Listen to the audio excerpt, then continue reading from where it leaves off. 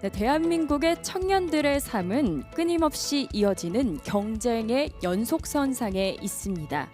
이 시점에서 인공지능이 촉발한 급격한 경제, 사회 구조의 변화가 앞으로 청년들을 과도한 경쟁의 굴레에서 벗어나게 하는 요인이 될지, 아니면 새로운 경쟁 구조의 시작을 여는 도화선이 될지에 대한 궁금증이 커지는 상황인데요. 이번 세션에서는 AI 새로운 기회인가 또 다른 경쟁인가를 주제로 AI와 디지털 기술로 인한 변화를 경험하는 청년의 목소리를 직접 듣고요. AI 시대를 살아가는 청년들의 고민과 또 기대를 공유하는 뜻깊은 시간 한번 가져보도록 하겠습니다. 자, 이번 세션은 김현철 연세대학교 의과대학 교수님이 좌장을 맡아주시고요. 정진우 12랩스 공동 창업자 겸 운영 이사님, 신성규 리벨리온 최고 재무책임자님, 이지화 액션파워 공동 대표께서 발표와 또 토론에 참여해 주시겠습니다. 자, 그럼 김현철 교수님과 연사 여러분을 큰 박수와 함께 단상으로 모시도록 하겠습니다. 힘찬 박수 부탁드립니다.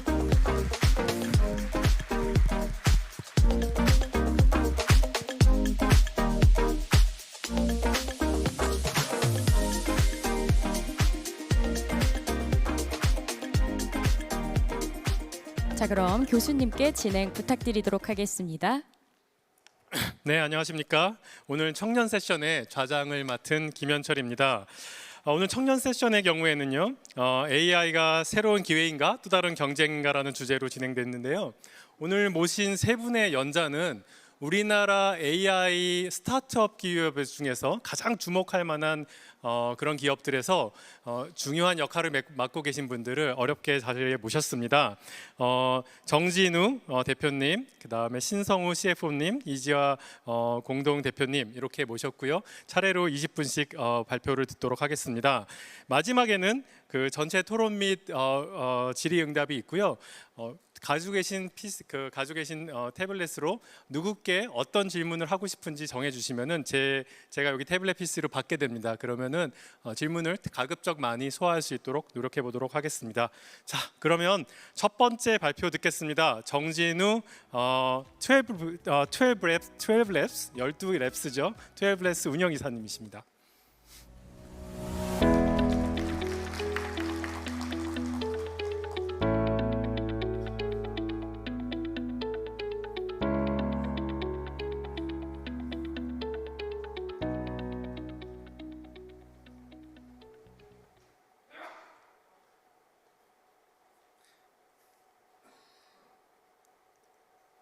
네, 안녕하세요. 저는 12랩스를 공동 창업하고 현재 APAC 쪽에서 고르마켓이랑 오퍼레이션을 총괄하고 있는 정진우라고 합니다. 오늘 초대해 주셔서 감사합니다. 네, 일단 오늘의 주제는요, AI와 일자리의 미래에 대한 것입니다. AI와 일자리 하면 여러분은 어떤 생각이 떠오르시나요? 어떤 분들은 긍정적인 미래를 꿈꾸실 수도 있을 것 같고, 어떤 분들은 조금은 암울한 혹은 뭔가 AI가 인간을 대체하는 그런 우려 섞인 시선들도 있으실 것 같습니다. 아무래도 현실은 그 중간 어딘가에 있을 것 같은데요. 오늘 한번 좀 더 구체적으로 AI와 일자리의 미래가 어떤 식으로 이루어질지에 대해서 저희의 경험을 기반으로 생각했을 때 그린 어떤 그 미래에 대해서 좀 말씀을 나눠보고자 합니다. 아무래도 저희의 시선에서 말씀을 드리는 내용이다 보니까 저희 12랩스에 대한 소개를 먼저 좀 진행을 해야 할 것 같은데요. 저희는 초거대 영상 이해 모델을 개발하고 전 세계 기업들에게 제공하고 있는 글로벌 AI 기업입니다. 쉽게 말씀드리면은 영상을 인간처럼 이해하는 GPT 내지는 챗 GPT를 개발하는 회사라고 설명드릴 수 있을 것 같고요. 이러한 모델을 만들기 위해서 현재까지 누적 약 1,070억 원가량을 글로벌 투자자들로부터 유치를 하였습니다. 또한 감사하게도 국내에서는 유일하게 3년 연속으로 글로벌 시장조사기관인 CB인사이트에서 매년 선정하는 AI 100에 선정된 바 있고, 작년에는 오픈AI, 엔트로픽, 코히어 등 기업들과 나란히 제너레이티브 AI 50에도 선정된 바가 있습니다. 그럼 이 제품에 대해서 잠시 조금 말씀을 드려야 될 것 같은데요. 저희는 초거대 멀티모달 영상 언어 모델, 기반으로 한 다양한 서비스를 제공을 하고 있습니다. 가장 먼저 영상을 인간처럼 이해를 해서 이를 기반으로 수많은 영상 내에서 원하는 그 장면을 제약 없는 어떤 검색문이라든지 이미지 등의 프롬프트를 기반으로 찾아내는 그런 기능도 있고요. 특정 영상에 대해서 여러분들 생성형 챗봇 사용하실 때 영상은 왜 이해를 못하지? 이런 부분들에 대해서 아쉬움을 겪으셨던 분들도 계실 것 같은데요. 그런 영상에 대해서 질의응답을 구체적으로 할 수 있는 그런 서비스도 제공하고 있습니다. 좀 더 전체적인 비즈니스 모델 차원에서 봤었을 때 저희는 비디오 파운데이션 모델, 초거대 모델을 기반으로 해서 전 세계 기업들 그리고 기업 내에 있는 개발자분들이 사용하실 수 있는 검색 그리고 생성 API를 제공하고 있고요. 특정 산업에 종속된 게 아니라 스마트 시티라든지 미디어 엔터테인먼트, 스포츠 등 다양한 산업에 걸쳐서 범용적으로 모델이 활용되고 있습니다. 네, 그러면 본격적으로 좀 주제에 대해서 말씀을 나눠보려고 합니다. 먼저 AI 시대의 도래와 우리의 과제입니다. 저는 AI 혁명 하면 어느 정도의 파급 효과가 있을까라고 생각을 했었을 때 과거 산업혁명에 준하거나 혹은 이를 뛰어넘을 그런 파급 효과가 있을 것이라고 생각을 합니다. 산업혁명을 돌아봤었을 때 증기기관의 발명으로 생산성이 폭발적으로 증가를 했죠. 결국에는 제조, 생산이 일부는 자동화되었기 때문입니다. AI 혁명은 어떤가요? 결국엔 저는 AI의 본질은 인간과 유사한 혹은 인간을 뛰어넘는 그런 지능을 기계에 부여하는 그런 역할을 가지고 있다고 하는데요. 그런 면에서 이전에 산업혁명이 하지 못했던 지적 노동을 자동화하고 나아가서 이전에 자동화되지 못했던 더 높은 수준의 물리적 노동을 자동화할 수 있을 것이라고 생각을 합니다. 이를 통해서 인류의 생산성 그리고 문제 해결 능력이 비약적으로 상승할 것이라고 생각합니다. 구체적으로 그러면 저희의 업무 현장에 어떠한 영향을 미칠 수 있을까요? 이게 맥킨지에서 잠시 가져온 자료인데요. 여기 원래 지적 노동이 수반되는 그런 과학기술 영역이라든지 다양한 어떤 비즈니스 법률적인 영역들에 대해서 자동화의 정도를 보여주는 자료인데요. 여기 보시면은 생성 AI가 제대로 이제 기업 현장에 도입이 되면은 2030년까지 현재 노동 시간의 30% 가까이가 자동화될 수 있을 것이라고 예측하고 있습니다.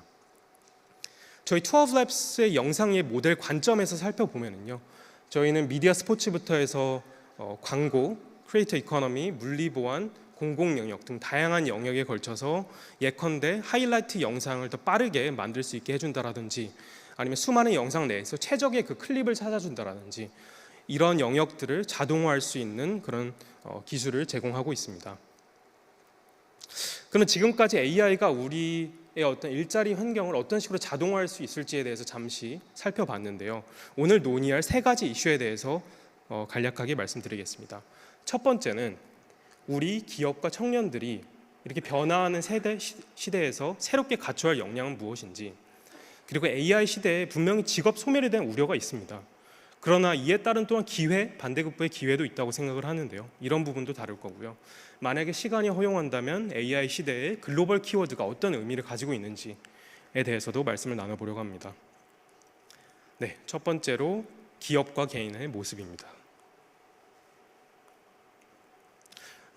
우리 사회에 어떤 영향을 미칠지에 대해서 알아보려면은 이 생태계에 대해서 먼저 좀 거시적으로 볼 필요가 있을 것 같은데요. 저는 크게 4가지 정도 핵심 주체로 보고 있습니다.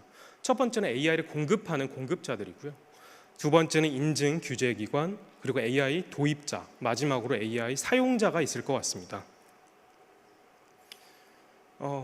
네, 도입자, 사용자면 현재로서는 요즘은 이제 많은 분들이 사용을 하고 계시지만 정말 우리 모든 기업들이 도입할 수 있을까라고 생각이 드실 수는 있겠지만 제 생각에는 미래에는 모든 기업과 개인이 AI 도입자 그리고 사용자가 될 것이라고 생각합니다.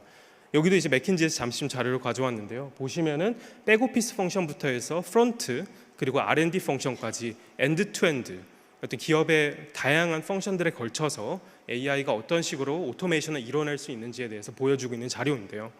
결국에는 이 기업에서 일하고 있는 우리 개인들 혹은 개인적으로도 결국엔 생산적인 역할을 하려고 하는 어떤 인간으로서 다양하게 AI를 피해갈 수 없다고 생각을 하고요. 좀 더 구체적으로 살펴보겠습니다. 미래에는 저는 모든 기업과 정부 부처의 인적 자원을 관리하는 부서와 함께 AI 자원, 즉 AR을 관리하는 부서가 있을 것이라고 생각합니다. 결국에는 저는 AI가 새로운 패러다임의 인적 자원이라고 보는 거고요. 그 이유에 대해서는 뒤에서 다시 한번 설명드리겠습니다. 또한 다양한 직무가 AI의 대체가 될 수는 있겠지만 결국에는 문제를 정의하고 AI의 결과물들을 검증하여 최종적으로 전달하는 것은 사람의 역할이라고 생각합니다. 즉 AI의 시대에도 다양한 문제 해결을 위한 주요 의사결정과 책임은 사람에게 있다는 거죠. 구체적으로 한번 프로세스를 잠시 보겠습니다. AI의 어떤 기업 도입 절차인데요. 프로세스 기능을 정의하고 학습 데이터셋을 구축을 하고 기반 모델 혹은 에이전트 기반의 AI 시스템 등을 학습시키고 배포하고 성능 모니터링, 최적화까지 AI 기업들 혹은 이제 이를 도입하려고 하는 모든 기업들이 거치고 있는 그런 프로세스이고 앞으로는 이런 프로세스들이 더욱 간소화될 것 같은데요. 여기 밑에 보시면은 초록색으로 나와 있는 내용이 현재 시점의 HR 내지는 채용의 프로세스입니다. 직무기술서 작성부터 업무 교육 자료 온보딩을 위한 자료 구축, 채용 교육, 현업 투입까지 굉장히 유사해 보이지 않으신가요? 네.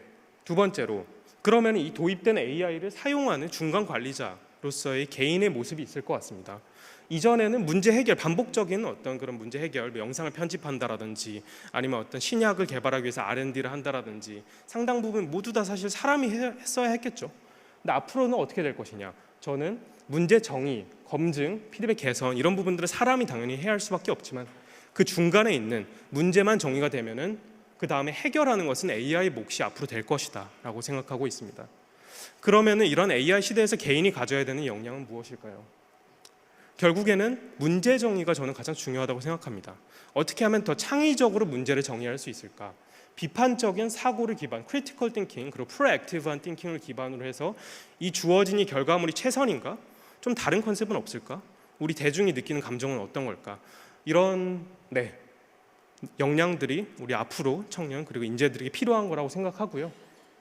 앞서 말씀드렸지만 인간의 시대이기 때문에 결정도 인간이 할 것이라고 생각합니다. 따라서 인간에 대한 공감 능력, 인간과 소통하고 협업하고 설득하는 이런 능력들은 앞으로 더욱 중요해지지 않을까 싶습니다. 네, 결국에는 이런 자동화의 프로세스를 저희 기업 차원에서 봤었을 때 콘텐츠 제작부터 해서 프로덕션, 콘텐츠 유통, 재구성, 아카이브 관리까지 이게 어떻게 보면 미디어, 엔터테인먼트, 스포츠 영역에서 저희의 AI가 실제로 어떤 임팩트를 낼 수 있는지에 대해서 유즈 케이스를 적어놓은 장표인데요. 여기 보시면은 정말 다양한 영역에서 자동화를 할 수 있습니다. 어떤 부분은 아직은 불완전할 수도 있고 어떤 부분들은 유기적이지 않을 수 있지만 결국에는 이런 기술들이 고도화가 되고 AI가 점점 자율적으로 다양한 시스템과 연계될 수 있을 때 더욱 자동화의 정도가 높아지고 이에 따라서 문제 해결이 더욱 높은 수준으로 자동화되지 않을까 싶습니다. 네, 이 유스 케이스 같은 경우는 간략하게 말씀드리면은 저희 이제 캐나다 북미에서 가장 큰 스포츠 기업인 MLS와 저희 어떤 도입 케이스인데요. 원래 영상을 찾는데 5시간 걸리던 게 저희의 검색을 통해서 9분으로 단축됐다고 확인이 되었습니다.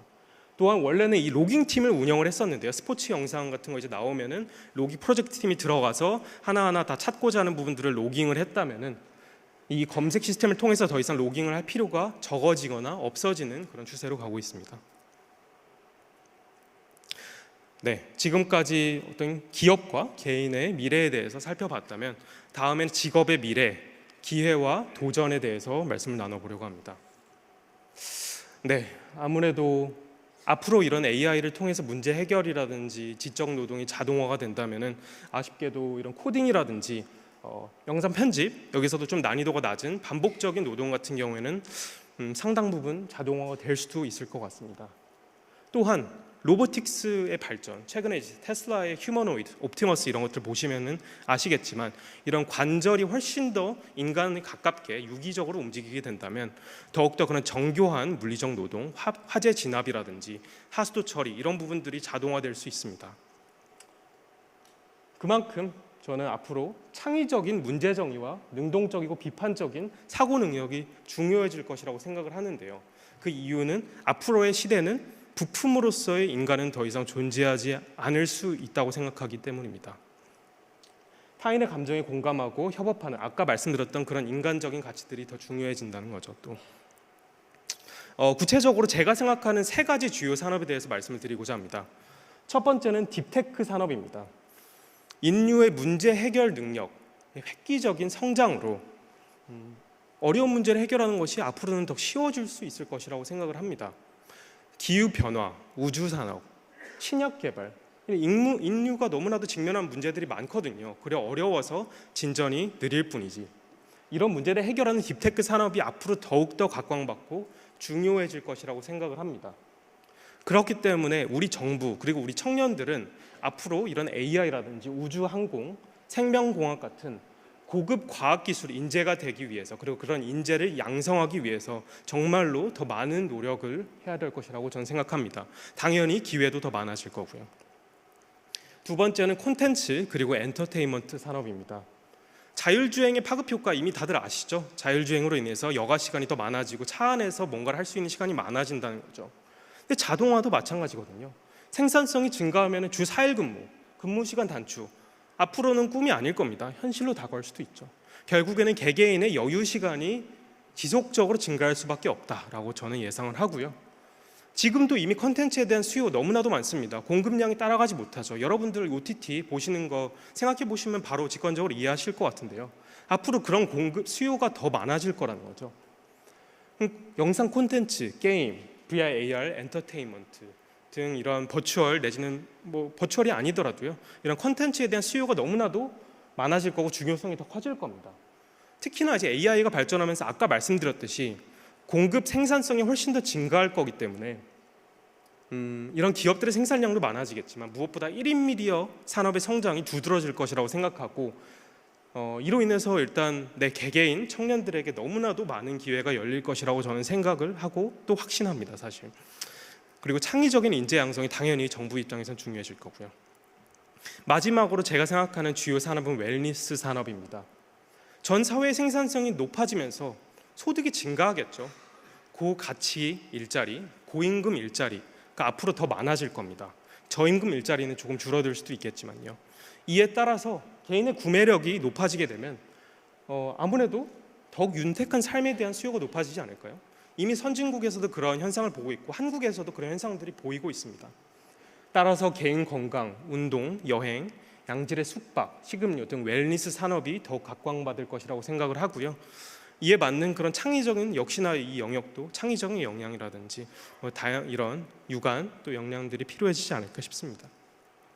네, 시간이 좀 남아서 마지막으로 AI 밸류 체인의 글로벌 통합 그리고 이 글로벌이라는 키워드가 어떤 의미를 가지고 있는지에 대해서 말씀을 나눠보려고 합니다. 네, 아까 AI 생태계 잠시 봤었죠. 처음에 AI 도입자 그리고 사용자 측면에서 기업과 개인의 모습을 봤다면 이번에는 AI의 공급자 그리고 규제 인증 기관의 관점에서 한번 살펴보겠습니다. 공급자 같은 경우에는 이런 뭐 하드웨어 칩 메이커라든지 클라우드 플랫폼, 초거대 모델을 개발하고 이제 보급하는 다양한 기업들이 있을 것 같고요. 규제 인증 기관 같은 경우에는 너무나도 명확하죠. 뭐 이런 우리나라의 그런 법 규제 기관이라든지 세계적인 그런 규제 기구라든지 아니면 담론을 이끌어가는 그런 회의체들 이런 것들이 될 수 있을 것 같습니다. 첫 번째로 여기서 먼저 주목해야 할 부분은 글로벌 AI 패권 경쟁입니다. 미국, 중국, 유럽 등 너무나도 이 사실 AI를 독점하거나 선점하고 다른 경쟁자가 이걸 발전시키지 못하게끔 너무나도 치열합니다. 최근에 또 미국에서도 지속적으로 견제구를 날리고 있습니다. 일단 그런 chip related export 이제 그런 엔비디아의 그런 고성능 GPU를 중국이 수입하지 못하게끔 막는다라든지 핵심 그런 기술들을 계속 지속적으로 규제하면서 중국의 발전을 어떻게든 저지하려고 하고 있습니다. 왜 그럴까요? 결국에는 군사적인 목적적으로 AI가 너무나도 활용성이 높기 때문이라고 판단을 해서도 있을 거고요. 그 이외에 경제적인 그런 다양한 그런 패권 부분들도 있을 것 같습니다. 결국에는 이 AI 공급망이 모든 영역들이 더 이상 우리나라 아니면 저기 나라 이런 개념이 아니라는 겁니다. 글로벌로 통합되고 있다는 거죠. 두 번째, 이번에는 규제 인증 차원인데요. AI 규범, 거버넌스는 더 이상 특정 국가, 우리나라만 어떻게 우리끼리 해본다고 할 수 있는 이슈가 아니라고 생각을 합니다. 글로벌 이슈라는 거죠.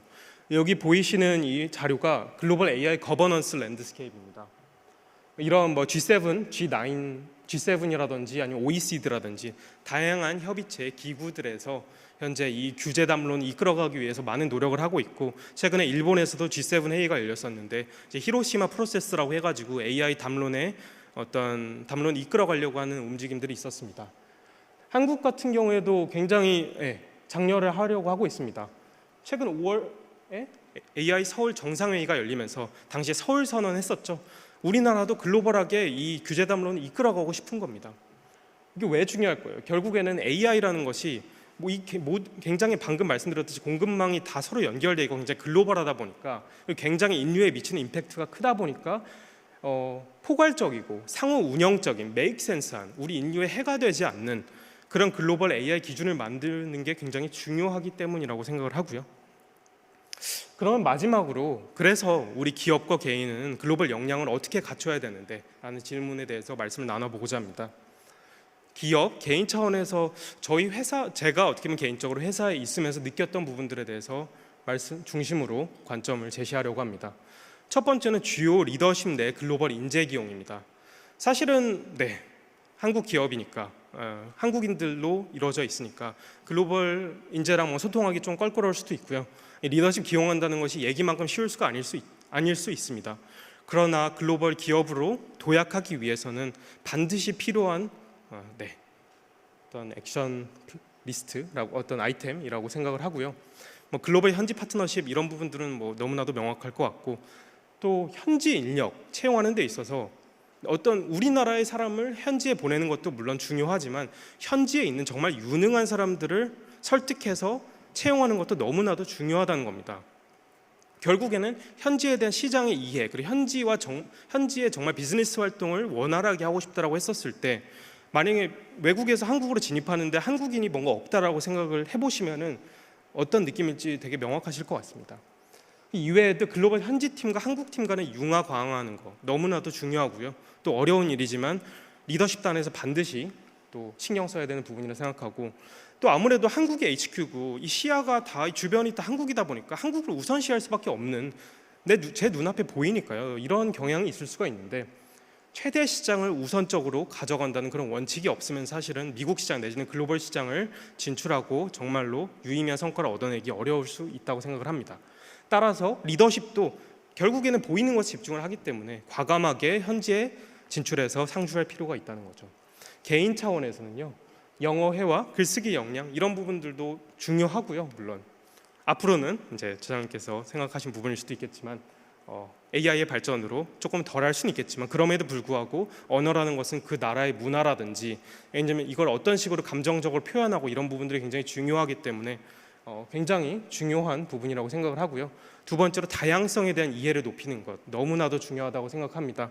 한국은 너무 균질적인 사회이기 때문에 이 다양한 어떤 미국이나 이런 곳에 진출했었을 때 이 균질에서 좀 벗어난다는 것이 굉장히 좀 어색할 수도 있고 거부감이 들을 수도 있을 것 같은데, 이런 부분에서 탈피하는 것도 굉장히 중요하다고 생각합니다. 이외에 두 가지 또 굉장히 명확할 것 같습니다. 이상 발표 마치겠습니다. 오늘 세 가지 부분들 좀 많이 와닿으셨으면 좋겠습니다. 감사합니다.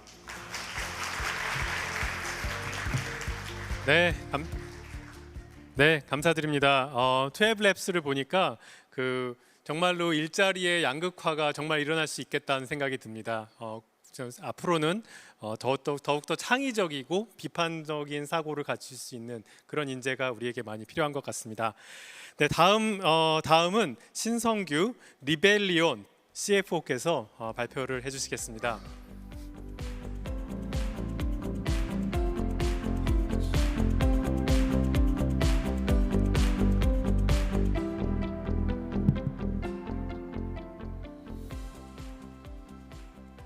안녕하세요. 저는 AI 반도체 스타트업 리벨리온에서 CFO 맡고 있는 신성규입니다. 먼저 이렇게 멋진 행사에, 특히 이렇게 귀한 청년 세션에 저희 초대해 주시고 참여할 수 있게 해주셔서 감사합니다. 아직 이렇게 청년의 카테고리에 끼워주셔서 너무 진심으로 감사드리고요. 그렇지만 이 교육부에서 제시를 해주신 이 AI, 오늘의 주제인 AI는 새로운 기회인가, 새로운 주제인가라는 것은 사실 생각보다 상당히 어려웠습니다. 이 주제를 이제 제가 답변을 하고 풀어가는 데 있어서는 우선 제가 이제 초기 그 기술 스타트업에 초기부터 합류를 해서 경험을 했던 것들을 말씀드릴 수밖에 없을 것 같습니다. 그래서 그 과정에서 제가 배우고 느낀 것들 위주로 오늘 말씀드리도록 하겠습니다. 예, 보시는 바와 같이 제목을 다음과 같이 뽑아봤습니다. 생성형 AI가 촉발하는 변화를 기회로 만드는 스타트업 정신이라는 것입니다. 네, 바로 들어가 보도록 하겠습니다. 예, 바야흐로 생성형 AI의 시대입니다. 아마 오늘 여기 앉아 계신 분들은 생성형 AI라는 말은 100번, 200번 이상 들으셨을 것 같은데요. 정말 오늘뿐만 아니라 온통 천지를 AI가 뒤덮고 있습니다.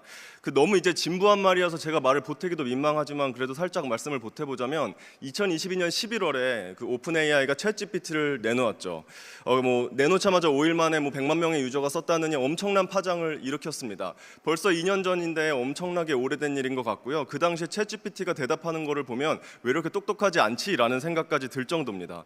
그렇게 빠르게 변하고 있는 이 세상이고 저마저도 일상에서 이제 업무에서는 퍼플렉시티라던가 챗GPT 같은 것을 매일 쓰고 있습니다. 거의 최고의 동료다 이런 표현을 하면서 쓰고 있을 정도입니다. 한 달이 멀다 하고 우리를 놀래키는 서비스와 기술들이 계속돼서 나오고 있습니다. 보시는 것처럼 빅테크들은 이 AI 전쟁에 모두가 사활을 걸고 정말 미래를 걸고 뛰어들고 있습니다. 여러분들이 아시는 모든 빅테크들이 하고 있죠. 구글, 메타, 마이크로소프트, 아마존 등등 너무나 많이 있습니다. 이들은 어떤 투자에 있어서도 그리고 기술의 경쟁에 있어서도 정말 사활을 걸고 하고 있습니다. 그리고 다 아시겠지만 최근에 무척 흥미로운 소식이 있었습니다. 아마 오늘 기조 세션을 하셨을 제프리 힌튼 교수님께서 노벨 물리학상을 이제 수상하신 것인데요. 아울러서 저희한테는 알파고의 아버지라고 잘 알려져 있는 딥마인드의 데미스 하사비스라는 공동 대표님께서도 노벨 화학상을 공동 수상하기도 하셨죠. 노벨상이라는 것이 인류나 사회에 지대한 공헌을 하고 기여를 하는 어떤 것들, 어떤 분들에게 이제 어떤 수여를 하는 것이라고 봤을 때 매우 흥미롭고 놀라웠습니다. AI가 세상에 기여하고 공헌하는 것을 인정받은 어떤 시간이 아닌가 이렇게 생각을 하게 됐습니다. 이처럼 우리의 어떤 학교 생활, 직장 생활, 그리고 노벨상의 수상에 이르기까지 AI는 우리 생활을 온통 뒤덮고 있는 상황입니다. 네. 빠르게 펼쳐지고 있는 이 제너레이티브 AI 시대에 사실 가장 중요한 것은 반도체입니다. 이 반도체를 빼놓고는 지금까지 얘기한 생성형 AI를 설명하는 것은 불가능합니다. 아마 여기 계신 저를 포함한 모든 분들이 반도체 전문가가 아니실 것으로 보이기 때문에 제가 간단하게만 말씀을 드리면 반도체는 계산기와 같은 것입니다. 저희가 멋진 서비스들을 하려면 수많은 연산, 계산들이 뒤에서 있어줘야 하는 것이고요. 생성형 AI를 반도체적 관점에서 바라봤을 때는 이를 모델을 만들고 이를 뒷받침하는 챗GPT나 무슨 퍼플렉시 같은 서비스를 내놓기 위한 엄청난 양의 컴퓨테이션을 제때 빠르게 내놓아야 된다는 것입니다. 이러한 반도체를 잘 어떻게 보면 지금 시대에 만들어냈고 대응을 하는 기업이 당연히 엔비디아이고 엔비디아의 GPU입니다. 아시는 분들은 잘 아시겠지만 엔비디아는 지금 4천조 원이 넘는 규모의 회사로 성장을 하였습니다. 생성형 AI 시대의 흐름을 타고 가장 빠르게 가장 높게 성장하고 있는 것이 바로 이 엔비디아이고요. 지금 세상에서 가장 중요한 회사라고 평가를 받고 있습니다. 반면 AI 시대에 그렇게 잘 적응은 하지 못하는 회사다라는 평가를 받는 회사가 인텔입니다. 인텔은 지금 찾아보니 한 120조, 150 정도 규모의 회사가 되었습니다. 엔비디아의 한 30분의 1에서 40분의 1의 규모입니다. 이것은 인텔의 위엄과 인텔의 전성기를 아시는 분들께는 상전벽해라는 표현마저도 부족할 정도로 충격이고 자존심이 상하는 일이죠. 이렇게 생성형 AI와 이를 뒷받침하는 반도체를 둘러싸고 엔비디아, 인텔, 그리고 지금 또 말씀드린 마이크로소프트, 구글 같은 회사들이 정말 사활을 걸고 경쟁을 하고 있는 것입니다. 그리고 말씀드린 구글과 같은 회사들이 어떤 AI 서비스만을 위해서 지금 경쟁을 하는 것이 아니라 반도체, 하드웨어 또는 AI 인프라에 대해서까지 그 어떤 주권을 갖기 위해서 투자를 하고 있는 것이 매우 흥미로운 지점입니다. 이렇게 세상에서 가장 크다고 불리는 회사들과의 경쟁에 과감히 뛰어들어서 무섭게 빠르게 성장하고 있는 팀이 저희 리벨리온입니다. 기술이나 규모 면에서 한국 AI 반도체 기업 중에 단연 앞서 있습니다. 그리고 한국의 엔비디아가 되겠다라는 포부를 가지고 정말 저희 모든 150명의 팀원들이 고군분투하고 있는 회사입니다. 간단하게 저희 리벨리온을 좀 소개해드리도록 하겠습니다. 예, 리벨리온은 방금 말씀드렸던 AI 연산, AI 컴퓨테이션에 특화돼서 그것을 특히 잘하는 반도체를 설계하는 회사입니다. 그래서 뭐 팹리스라고 불리기도 하고요. 저희가 설계한 반도체는 저기 뭐 물류센터처럼 생긴 그 큰 데이터 센터에 들어가서 지금 얘기한 무슨 챗GPT라든가 펄플렉시티 같은 저희가 볼 때 거의 제 동료급인데 그 이상인데라고 느끼는 이런 종류의 AI 서비스를 하기 위한 큰 모델들, LLM이라고 하죠. 라지 랭귀지 모델들을 잘 훈련시키고 잘 추론하는 그런 역할들을 합니다. 저희는 그런 종류의 반도체를 만드는 회사이고 이런 종류의 반도체를 뭐 예를 들면 엔비디아보다 더 싸게 또는 엔비디아보다 더 빠르게 등등 하는 특징을 가지고 이 시장을 공략하고 있는 회사라고 보시면 되겠습니다. 보시는 바와 같이 저희는 2020년 9월에 시작했습니다. 얼마 전에 4주년이 지났고 길지 않은 시간이지만 열심히 달리고 있습니다. 지금 한 150명 정도의 규모의 회사로 성장을 하였고요. 연말에는 한 200명 규모로 성장할 것으로 보입니다. 제가 태어나서 이렇게 많은 박사님들을 만나뵌 것은 처음이기는 한데 저희 한 80% 이상이 다 엔지니어 분들이시고 40명 이상의 어떤 유수한 박사님들을 모시고 있습니다. 국내의 어떤 테크 회사들, 해외의 뭐 유명한 그런 테크 회사들에서 조인하신 분들도 있지만 실력이 있으신 어떤 엔지니어 분들 중에 본인이 직접 창업을 했다가 이 시장을 보면서 조인하시는 그런 분들도 있습니다. 아마 이제 옆에 세션에서 지금 같은 시간에 그 글로벌 시대의 영재교육법이라는 걸 하고 있을 겁니다. 저도 이제 아기 아빠로서는 그거를 사실 꼭 듣고 싶었는데 이제 겹쳐가지고 못 들었는데요. 그 영재교육을 받으신 분들이 공부를 다 마치고 영재로서 일도 하신 다음에 오시는 분들이 꼭 저희 회사에 오시는 분들 같다는 생각을 합니다. 좋은 인재들이 이렇게 합류하는 것만큼이나 훌륭한 투자자들이 리벨리온의 힘을 보태고 있습니다. 지금까지 저희는 3천억 원 규모의 펀드레이징을 완료를 하였습니다. 투자 규모, 밸류에이션 면에서 단연 우리나라에서 가장 앞서 있는 AI 반도체 회사입니다. 특히 최근에는 사우디아라비아의 아람코가 우리나라 스타트업의 최초로 저희 리벨리온에 투자를 하기도 하였습니다. 이렇게 훌륭한 인재들과 또 훌륭한 투자자분들을 모시고 저희는 빠른 개발 그리고 이를 상용화하는 것 그리고 사업화하고 이를 스케일업하는 것을 부지런히 하고 있는 팀입니다. 저는 운이 좋게도 이 회사에 초반에 좀 조인을 하게 됐었던 것 같습니다. 제가 합류하던 시점이 한 3년 조금 더 넘었는데 한 30명이던 인원이었고요. 지금은 50명, 80명의 시절을 지나서 150명 규모로 성장을 했습니다.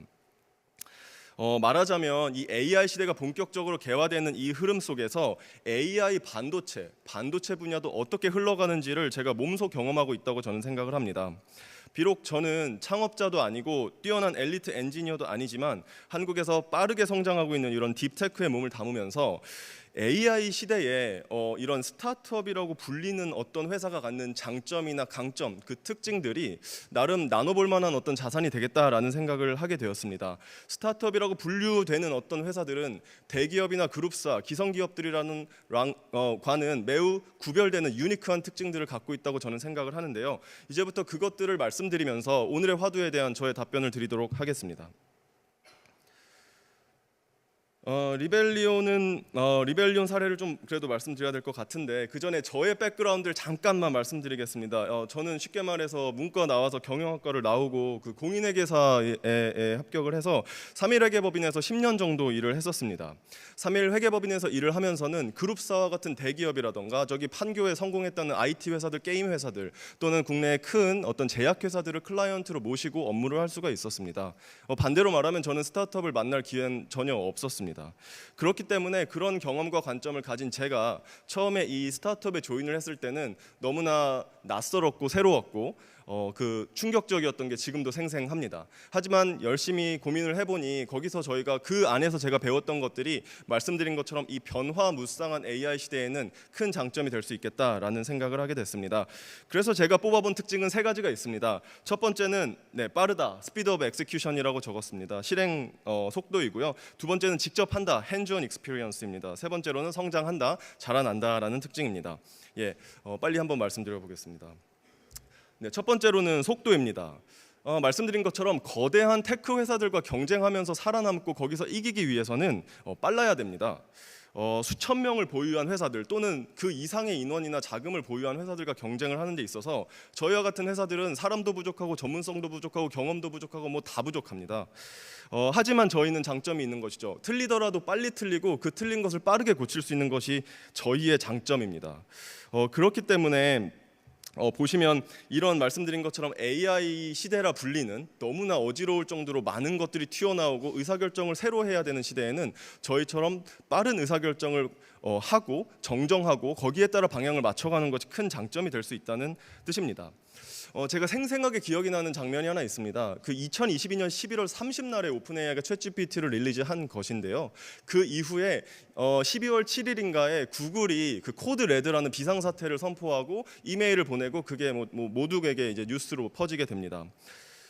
무척 재밌었습니다. 왜냐하면 그 챗GPT의 근간이 되는 트랜스포머 모델이라는 것은 구글이 아마 2017년도에 발표를 했던 것이고요. 구글은 이미 사업적으로나 기술적으로 다 기반이 갖춰져 있었던 곳이기 때문입니다. 아주 재밌는 부분은 이 당시에 오픈AI는 400명이 채 되지 않은 규모의 회사였던 것입니다. 이렇게 크지 않던 회사가 과감하고 빠른 결단을 함으로써 구글이 상당히 이제 위기감과 놀라는 그런 어떤 경험을 하게 한 것이고, 오늘 얘기 들으신 수많은 강연에서 들었을 생성형 AI와 AI를 대변하는 상징적인 존재로 본인들의 이름을 도배시킬 수가 있었던 것이죠. 리벨리온은 AI 서비스 스타트업은 아니고 반도체를 중심으로 한 하드웨어 스타트업입니다. 저희가 이것저것 열심히 빠르게 했다라는 설명을 지금 드리는 것은 아니고, 제가 저희 회사를 스타트업으로 돌아봤을 때 몇 가지 특징이 있다는 것을 이제 알게 됐습니다. 우선은 대기업이나 어떤 기성기업과 다르게 당연히 수직적인 레이어가 별로 없습니다. 상무님께 보고하고 부사장님께 보고하고 사장님께 보고했다 돌아오고 이런 게 별로 없습니다. 저희는 다 같이 모여서 논의를 할 수밖에 없는 그런 레이어가 적은 팀이라는 게 당연히 큰 장점이고요. 또 하나는 제가 저희 팀원들 모두의 캘린더를 좀 보고 왔습니다. 어떤 일들이 데이투데이로 벌어지나로 봤을 때 무슨 디스커션, 무슨 싱크업이라는 표현들이 무척 많았습니다. 디스커션은 효율적인 회사의 회의 시스템이 아닙니다. 하지만 이런 스타트업에서는 다 같이 모여가지고 끝장으로 회의를 하고 논의를 해서 결정을 하면은 그 의사결정의 퀄리티가 높아지게 되고요. 그 의사결정에 반대했던 사람들이 더 잘 승복하고 정렬이 돼가지고 따라갈 수가 있게 됩니다. 싱크업도 마찬가지입니다. 그런 디스커션 모두가 할 수는 없으니까 디스커션에서 제외됐던 분들과도 잘 이렇게 이런 배경에서 이런 업무들이 진행된다라는 것들을 함으로써 어떤 이 민첩하게 움직이는 회사가 정말 흐트러짐 없이 나아가기 위한 그런 장치들이라고 생각을 하고요. 이런 것들이 저는 지금의 시대에는 무척 큰 장점으로 보인다고 생각합니다. 빠르게 변화되는 시대에는 개인이나 기업이나 그 속도에서 뒤처지지 않는 것만으로도 최소한의 생존 요건이라고 생각하기 때문입니다. 두 번째로는 직접 한다, 핸즈온 익스피리언스입니다. 말을 이렇게 괜히 멋지게 써서 그렇지 말하자면 스타트업은 가진 게 없어서 직접 할 수밖에 없습니다. 하지만 이것이 갖는 유익함이 있기 때문에 제가 말씀을 드립니다. 제 경험을 간단히 말씀드리면 저는 개발 업무를 제외한 대부분 업무를 했었는데요. 회사를 잘 알리고 싶었으니까 PR 업무를 할 수밖에 없었고 보도 자료를 이렇게 쓸 수밖에 없었습니다. 가르쳐줄 수 있는 선배도 없었고 시스템도 없었고 돈을 써서 외부 업체를 쓸 수도 없었기 때문에 저희끼리 정말 밤새서 열심히 공부해가지고 썼고요. 그 다음에 어떻게 배포하는지 배운 적이 없기 때문에 소개받은 기자님들께 다 배포를 하고 잘 몰라서 문자 드리고 전화 드리고 이런 식으로 했었던 기억이 납니다. 포인트는 이것이 정답이라는 것이 아니라 이렇게 함으로써 저희가 훨씬 더 높은 어떤 퍼포먼스와 결과, 효과적인 결과들을 이루어내는 것을 제가 경험을 했었습니다. 즉 이러한 핸즈온한 익스피리언스는 빠른 어떤 변화에 빠른 적극적 대응을 할 수 있다는 것이 제가 생각할 때 장점입니다. 수많은 분들을 만나 뵙는데요. 나는 연차가 20년이니 스텝을 몇 명 주면은 내가 조인을 하겠다라던가 나에게 팀을 꾸려주면은 이만큼의 매출을 회사에 가져다 주겠다라는 분들을 많이 만나게 됩니다. 합리적이고 그럴싸한 답변들이지만 당신은 직접 할 수 있는 역량이 없다라는 소리로 사실 들릴 때가 더 많이 있습니다. 이 빠른 변화의 시대에서는 본인의 손을 거둬서 직접 할 수 있는 것이 장점이라고 생각합니다. 마지막으로는 성장한다라는 특징입니다. 리벨리온의 성장은 대단한 인재들이 모였고 등등 이렇게 설명할 수도 있지만 사실 그것보다는 이 시장이 커졌기 때문에 저희도 따라서 성장하는 것이라고 저는 생각을 합니다. 이 따라 커지는 성장을 저희가 뒤처지지 않기 위해서 저희 150명이 모두가 고군분투를 하고 있는데 이걸 한 스텝만 뒤에서 이제 쳐다보게 되면은 그간에 정말 많은 분들이 모두 다 성장했다는 것을 발견하게 됩니다. 마치 정말 로켓에 올라타라는 말이 무슨 뜻인지 잘 이해가 될 것 같은데요. 하지만 이게 무슨 스타트업에 오시기만 하면 다 잘 될 것이고 이런 뜻 전혀 아닙니다. 스타트업은 대부분 잘 되기 힘들죠. 그만큼 어려운 여정이고 낙타가 바늘길 가는 것보다 더 어렵습니다. 하지만 개별적인 스타트업들은 망할 수도 있고 사라질 수 있다 하더라도 그 경험 속에서 남는 것들은 너무나 각각의 개인들에게 큰 자산이 되고 이 변화의 시대에 큰 경쟁력이 된다고 저는 생각을 합니다. 아마 저희 창업자들도 비슷할 겁니다. 박성현 대표나 오진욱 CTO도 회사가 시대가 이렇게 빠르게 성장할 거라고 당연히 몰랐습니다. 하지만 그 가운데 저희가 뒤처지지 뒤처지지 않게 노력하고 이 AI 반도체를 설득하기 위해 노력하고 했던 많은 것들이 지금은 이러한 나름의 성장을 이루었고 AI 반도체를 대표하는 국내의 어떤 CTO와 CEO로 성장하게 한 것이라고 저는 생각을 합니다. 저도 좀 비슷한 것 같습니다. 그러니까 참 정신없이 많은 생활을 했던 것 같은데요. 제가 회계사였어가지고 회계 말고는 아는 게 없는데 와가지고 채용을 했었으니까 HR 업무를 했었던 셈이고요. 홍보를 했었으니까 PR을 했었고 본연의 업무인 이제 투자도 가끔 받아야 되니까 IR을 했었습니다. HR, PR, IR을 동시에 한다는 것이 주는 어떤 유니크함과 그것의 경험을 저만 체득할 수 있었던 것 같습니다. 이 과정을 통해서 무척 흥미로운 부분이 있었습니다. PR을 하는 과정에 있어서 저희의 채용적인 부분과 그리고 IR을 하는데 하고 싶은 메시지들을 잘 온라인에서 넣을 수가 있는 것이죠. 그렇게 해서 저희가 홍보가 되면 나중에 IR을 할 때 불필요한 회사에 대한 설명을 매우 줄일 수 있어서 효율적입니다. 이렇게 IR을 또 성공적으로 하게 되면 투자 소식을 잘 알릴 수가 있게 되고 그 소식을 보고 정말 많은 인재들이 또 다시 한번 저희 회사에 문을 두드릴 수 있게 되는 것이죠. 이런 것이 저에게는 기억에 남는 성장의 경험이었고 일반적인 조직이나 기업에서는 경험하기가 참 쉽지 않았을 것이다라고 개인적으로 생각을 해보았습니다. 그래서 제가 요약해 본 스타트업의 특징은 이렇게 세 가지입니다. 빠른 실행력으로 속도를 늦추지 않으려고 애쓰는 기업인 것 같고요. 두 번째는 펼쳐지는 일들을 주도적이고 적극적으로 해결하는 곳입니다. 마지막으로는 우리 각자의 분야가 성장하고 흔들리는 그 가운데서 뒤처지지 않고 살아남기 위해 부단히 애쓰면서 성장하는 곳이라는 것입니다. 오늘 세션의 주제로 돌아와서 AI 시대 는 이제 새로운 기회인가 또는 이제 경쟁인가라는 고민에 대해서 정말 답하기는 어려웠습니다. 제가 답을 할 자격도 없고요. 근데 답이 쉬울 수는 없지만 제가 분명히 생각하는 것은 한 개의 답은 없을 거라고 생각을 합니다. AI가 모두에게 기회다, AI는 모두에게 위협이다, 이런 말씀들 조심하셔야 됩니다. 하지만 제가 지금 공유드린 이 스타트업이 갖고 있는 나름의 이런 장점이나 특징들은 이 AI 시대의 어떤 어지럽고 현기증 나는 상황 속에서는 좋은 장점으로 소화될 수 있을 거라고 저는 생각을 합니다. 창업자도 제가 아니고 개발자도 아닌데 이 인재 포럼에서 어떤 얘기를 할 수 있을지 사실은 고민을 저는 많이 할 수밖에 없었고 문과이고 코딩도 못하면 그럼 이 AI 시대에 할 수 있는 말은 없는 건가라는 고민도 많이 해보았습니다. 하지만 저는 절대 그렇지 않다고 생각을 하고 있고요.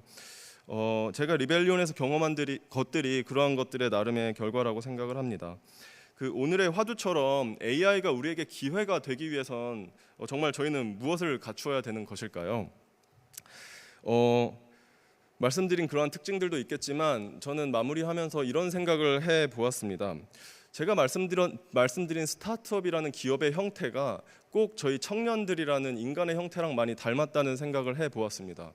경험도 없고 경험이 없으니까 좋은 네트워크도 없고 자금도 없고 등등 저희 부족한 것 너무나 많고 그런 챌린지들 너무나 많아서 위축될 수 있습니다. 하지만 스타트업과 청년이 닮아있다는 저의 개인적인 생각은 이미 청년이시거나 여전히 청년이시기를 원하는 여러분들의 안에 이러한 특징들이 이미 다 들어있다는 뜻이라고 저는 생각을 합니다. 그래서 이 정말 시대의 변화에 압도당하거나 휩쓸리지 마시고 위축되지 마시고 여러분 안에 이미 있는 스타트업들의 장점, 제가 말씀드린 그런 것들을 잘 꺼내셔서 꽃피우시고 발휘하시면 훨씬 더 좋은 모습들이 있지 않을까 이렇게 생각을 합니다. 그럼 이것으로 제 발표는 마치도록 하겠습니다. 감사합니다.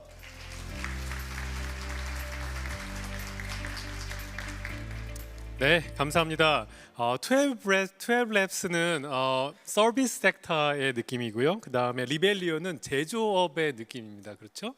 그런데 이 두 회사를 운영하시고 이끄시는 분들의 스피릿은 굉장히 비슷한 것을 느끼셨을 것 같습니다.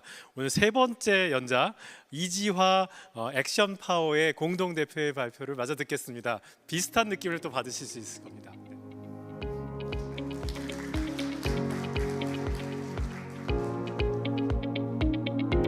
질문은 여기 질문 자유롭게 해주시면 이따가 대답하는 시간 갖도록 하겠습니다.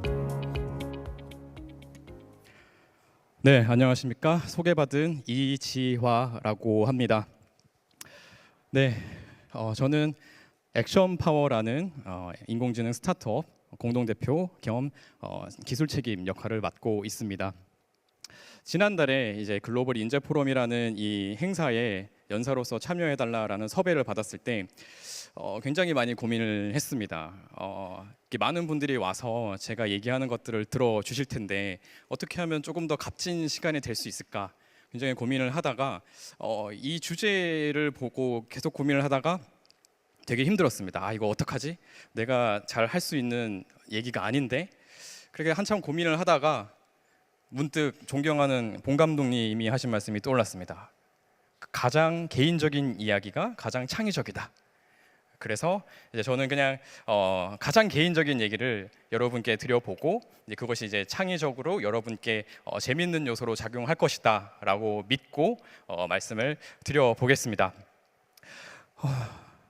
제가 드리고 싶은 말씀은 주제는 이렇습니다. 불안과 의심을 넘어 일상에 파고든 AI와 공존하기. 어떤 얘기인지 한번 시작해 보겠습니다.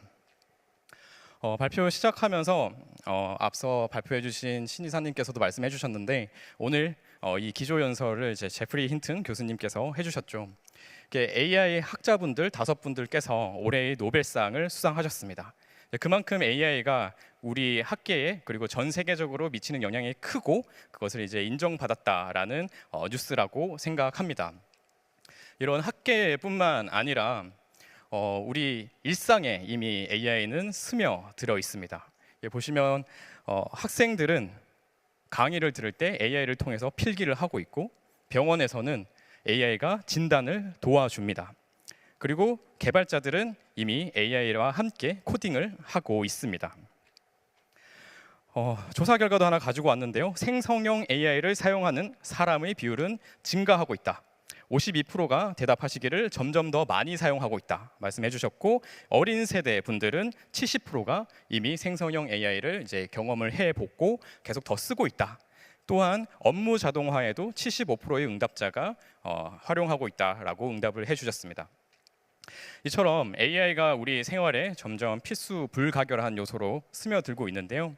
그러면 AI는 우리에게 새로운 기회일까요? 아니면 또 다른 경쟁일까요? 이번 세션의 주제이기도 한데요. 여기 왼쪽 기사 보시면 AI를 도입할 경우에 오히려 새로운 고용이 증가했다라는 기사가 있는 반면에 크게 차이 나지 않는 시기에 또 이런 기사도 나왔습니다.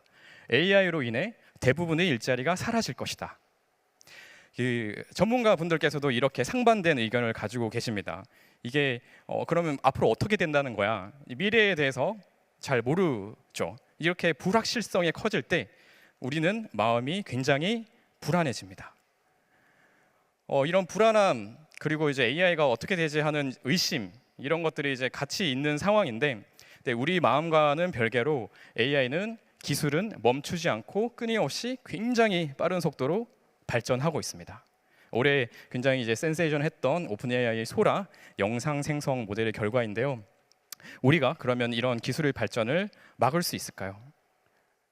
네, 막을 수 없다면 이 좋은 기술들을 그냥 빨리 익숙하게 사용하면서 활용하자라는 말씀을 드리고 싶습니다. 그래서 AI라는 이 좋은 도구를 잘 활용하면서 그 시간 동안 우리는 더 나은 인간이 되도록 더 발전하는 인간이 되도록 노력을 하자 이렇게 말씀을 드리고 싶습니다. 그러면 이제 우리는 어떤 노력을 하면 좋을까요? 어떤 역량을 키우면 좋을까요? 이 생각을 하면서 이제 떠오른 그림이 하나 있었습니다. 이게 예전에 학교에서 배웠던 내용인데요. 많이들 익숙하시리라 생각합니다. 잠깐 설명 들어보면 이제 데이터라는 것들이 있고 데이터가 가공되면 정보가 됩니다. 정보가 연결돼서 지식이 되고 지식을 이해하기 시작하면 통찰이 생깁니다. 그다음에 통찰들이 서로 연결돼서 문제를 해결할 수 있는 지혜가 되는 그런 설명입니다. 이 중에서 가만히 생각해 보면 데이터를 처리한다거나 정보와 지식 이런 것들은 현재 컴퓨터가 그리고 AI가 굉장히 잘하고 있는 분야입니다.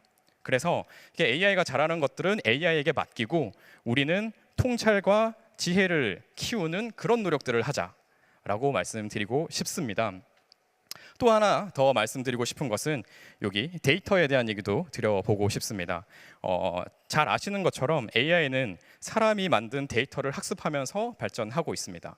그 얘기는 곧 우리가 통찰을 기르고 지혜를 길러서 그것들을 데이터로 만들고 AI에게 제공을 하면 그것을 학습한 AI는 우리를 더 많이 도와줄 수 있는 형태로 발전할 것이다. 그런 선순환 구조를 만드는 것이 우리에게 필요하다라는 말씀을 드리고 싶습니다. 이런 생각들을 기반으로 AI와 공존하면서 나를 성장시킬 수 있는 방법이 무엇일까? 세 가지로 생각해서 정리해 봤는데요. 첫 번째 안목, 두 번째 질문, 세 번째 데이터라고 생각합니다. 무슨 얘기냐면 체험을 통해서 다양한 기술에 대한 안목을 키우는 것, 그리고 좋은 질문을 하는 역량을 기르는 것, 그리고 세 번째는 나의 맥락을 잘 알고 있는 나의 데이터를 잘 축적해 두는 것. 이렇게 세 가지 말씀드리고 싶습니다. 조금 더 자세히 말씀드려 보면 첫 번째로 안목 기르기, 무슨 얘기냐면 최근에 굉장히 화제가 되었던 그 흑백 요리사의 한 장면입니다. 여기에 심사위원으로 참여해 주셨던 이제 백종원 심사위원님께서 보시면 요리에 대한 안목이 굉장히 뛰어나고 크세요. 모르는 요리가 없을 정도로 굉장히 요리를 다 많이 알고 계시는데, 이런 안목이 하루 아침에 만들어졌을까요? 아닐 겁니다. 이제 수많은 전 세계에 있는 요리들을 다 접해 보시면서 그런 체험을 통해서 이런 요리에 대한 안목을 길러 오셨다, 이렇게 생각합니다. 마찬가지로 우리도 이제 많은 AI를 접해 보면서 어떤 AI가 나한테 도움이 되는지, 내가 잘 쓸 수 있는지를 겪어보면서 안목을 기르자라는 이야기입니다. 이렇게 말씀드리면 우리가 해볼 만한 트라이 해볼 만한 AI 모델이 너무나 많습니다. 여기 왼쪽 기사 보시면 하늘에서 새로운 AI가 비처럼 쏟아진다. 매일같이 새로운 AI가 나오고 있습니다. 그리고 오른쪽 기사는 이제 지난주에 조선일보에서 만들어 주신 기사인데요. 업무 생산성을 높이는 AI들이 이런 것들이 있는데 한번 써보기를 권한다 하는 그런 기사입니다. 감사하게도 여기 이제 저희 액션파워가 만든 이제 다글로 서비스도 넣어 주셨는데요. 다글로뿐만이 아니라 굉장히 많은 서비스가 시장에 나와 있습니다. 이렇게 많은 서비스들을 다 써봐야 하나? 이렇게 생각하면 굉장히 귀찮기도 하고, 또한 새로운 기술을 뭔가를 하나 배운다는 것은 굉장히 어렵기도 하고 골치 아프다, 나중에 하지 뭐, 이런 생각이 들기도 합니다. 그런 생각이 들 때 이 그림을 한번 같이 생각해 봤으면 좋겠습니다. 보시면 이 바퀴를 사용하면 이 작업들을 더 효율적으로 빠르게 하고, 그 시간 동안 나는 좀 여유를 얻고 다른 생각을 할 수 있는 그런 시간을 벌 수 있을 텐데, 지금 하고 있는 일이 너무 바쁘다 보니까 이게 너무 바빠서 향상을 위한 다른 여유를 가질 수가 없다. 그래서 나는 너무 바빠서 덜 바빠질 수가 없어. 지금 혹시 우리가 이런 상황에 있는 것은 아닌지 한번 같이 생각해 봤으면 좋겠습니다. 그래서 이것은 제 사진으로 그냥 재미삼아서 해본 건데요. 이렇게 가볍게 사용해 보시는 것도 좋고, 아니면 이렇게 아주 위대한 걸작품을 한번 만들어 보는 것도 좋다고 생각합니다. 이 작품은 2022년에 그 대회에서 대상 받은 그림인데요. 이제 미드저니라는 이제 모델로 생성한 그림입니다. 그래서 굉장히 이제 유명해졌던 그림이었고, 뭐 한 번에 만드신 건 아니고 한 900회 이상의 프롬프트 수정을 통해서 완성한 작품이라고 알고 있습니다. 두 번째로는 이제 좋은 질문하기에 대한 말씀을 드려보고 싶습니다. 우리가 안목을 길러서 좋은 AI를 골랐다면 이 AI를 더 잘 활용하는 방법은 무엇일까요? 조금 더 구체적으로 상황을 드려보겠습니다. 여기 투자의 귀재 워렌 버핏님과 이야기할 수 있는 기회가 주어졌습니다. 짧은 시간 동안 몇 개의 질문을 할 수 있다고 하면 여러분들은 어떤 질문을 해보시겠습니까? 이 현자와 같은 지혜를 가지신 분께 내가 뭘 배우고 싶으십니까? 제가 지금 삼성전자 90층에 있는데 과연 언제쯤 구출될 수 있을까요? 투자를 하시는 분이니까 이런 질문을 해볼 수도 있겠죠. 혹은 굉장히 기초적인 매출 원가라는 개념은 어떤 건가요? 이런 질문을 해보실 수도 있을 겁니다. 하지만 또 잠깐 생각해 보면 그런 질문들로 이 귀한 시간들, 황금 같은 시간을 쓰기에는 조금 아깝습니다. 더 좋은 답을 유도할 수도 있는데요. 그래서 좋은 답을 얻으려면 좋은 질문을 할 수 있어야 합니다. 서점에 가면 이제 좋은 질문이 얼마나 중요한 건지에 대한 책들이 굉장히 많습니다. 여기서 몇 개만 이제 발췌를 해왔고요. 질문이 답을 바꾼다. 좋은 질문은 해답과 같다. 심지어 좋은 질문이 좋은 인생을 만든다. 뭐 이런 얘기도 있습니다. 근데 비단 오늘날만의 이야기는 아닌 것이 그 옛날에 그 소크라테스 시절 생각을 해보면 그때는 이제 교육법 중에 하나로 이제 문답법이라고 들어보셨을 겁니다. 질문을 통해서 지식을 구하고 지혜를 구하고 발전을 학습을 한다. 예나 지금이나 이제 좋은 질문하기라는 능력은 굉장히 중요하다라는 얘기죠. AI도 마찬가지입니다. 내가 뭘 모르는지를 잘 파악을 하고 그래서 적절한 질문을 골라서 아주 명확하고 구체적으로 표현을 할 수 있어야 한다. 예시를 가지고 왔는데요. 이제 왼쪽 그림 보시면은 이제 간단하게 이렇게 요약해줘라고 하면 뭐 그냥 그저 그런 이런 결과가 나오는데 이제 오른쪽에 보시면 내가 뭘 하고자 한다. 근데 이런 것들이 필요하고 이런 형태로 출력해줘라고 구체적으로 지시를 하면 AI도 그에 맞게 바로 쓸 수 있는 정도의 대답을 합니다. 이만큼 이제 질문 프롬프팅이 굉장히 중요한 시절이 되었고요. 또한 AI는 아직까지 전지전능하지 않습니다. 왼쪽 그림 보시면 강에 있는 연어를 그려줘라고 했더니 이제 얘가 먹는 훈제 연어랑 강에서 헤엄치는 연어에 아직 구별을 잘 못합니다. 또한 이제 오른쪽 그림 보시면은 수학 연산에 약하다 하는 것들이 익히 잘 알려져 있죠. 그래서 AI는 아직까지 굉장히 부족한 부분들이 많고 잘못된 대답도 많이 할 수 있는데 이렇게 아직 부족한 부분들은 내가 알아봐야 되고 그리고 그것을 보완하는 것도 우리의 역량, 우리의 몫이다. 이런 얘기를 드리고 싶습니다. 세 번째로는 이제 데이터 쌓기에 대한 얘기를 드려보겠습니다. 우리가 안목을 키워서 좋은 AI를 고르고 그리고 그 좋은 AI에게 아주 훌륭한 질문을 하면 AI가 모든 문제의 답을 잘 할 수 있을까요? 아닙니다. 못하는 것들이 있습니다. 이를테면 내 이름이 뭐야? 모르죠. 내가 좋아하는 TV쇼 뭐야? 모르고 내가 오늘 아침에 회의에서 어떤 얘기를 했지? 모릅니다. 그에 대한 데이터가 없기 때문입니다. 그래서 이제 좋은 답을 얻으려면 그 상황과 맥락에 맞는 종합적인 데이터가 AI에게 제공되어야 한다. 만약 그렇지 못한다고 하면 굉장히 일부의 지엽적인 얘기만 보면서 대답을 할 것입니다. 마치 여기 장님이 코끼리 만지듯이 굉장히 작은 부분에 대해서 좋은 맞는 얘기를 하겠죠. 근데 그것이 우리가 원하는 대답이냐, 쓸 수 있는 대답이냐 하면은 그것과는 거리가 멀 수 있습니다. 그래서 데이터를 잘 모아야 하고요. 근데 데이터를 모은다는 것이 이처럼 이렇게 그냥 쌓아놓고 그냥 저장만 해놓는다라는 의미가 아니라 AI가 나를 잘 도와줄 수 있게끔 그리고 나의 맥락을 잘 품고 있는 그런 나만의 데이터를 잘 모아두고 가공을 해야 한다라고 말씀드리고 싶습니다. 그래서 그렇게 생각하면 나만의 데이터는 어떤 것들이 있지? 굉장히 많이 있습니다. 뭐 저도 지금 여기 강의실에서 얘기를 하고 있는데 이렇게 제가 한 얘기들, 제가 참여했던 회의들, 혹은 뭐 내가 친구랑 했던 대화들, 그리고 내가 쓴 보고서들, 그리고 내가 오늘 아침에 읽은 글들, 이런 것들이 다 내가 생각하는 맥락을 담고 있는 데이터라고 할 수 있습니다. 무궁무진하게 많은데요.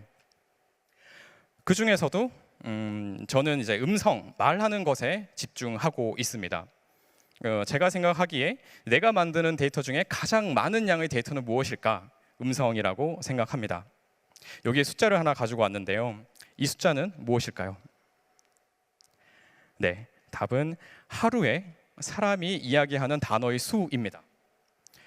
물론 말수가 적은 분들도 계시죠. 그래서 사람마다 조금씩 다르긴 할 테지만 뭐 평균적으로 조사한 바에 따르면 16,000개 정도의 단어를 이야기한다고 합니다. 굉장히 많은 이야기를 하고 있죠. 근데 또 한 번 더 생각을 해보면 이런 말들은 대부분은 공중에 흩어지고 휘발되어 사라집니다. 아깝잖아요. 이것들을 잘 저장하고 데이터로 만들면 나를 더 도와줄 수 있는데, 그래서 저희는 음성인식 기술을 연구를 했고요. 그래서 음성인식을 하는 다글로라는 서비스를 만들었습니다. 여기도 지금 자막이 나오고 있는데요. 저희 모델은 이런 자막을 만들 수 있는 모델들을 가지고 서비스를 하는 거죠. 다글로는 이제 받아쓰기, 녹음, 필기 하는 기능, 그리고 AI 요약을 하는 기능으로 지금 굉장히 많은 사랑을 받고 있는 서비스이고요.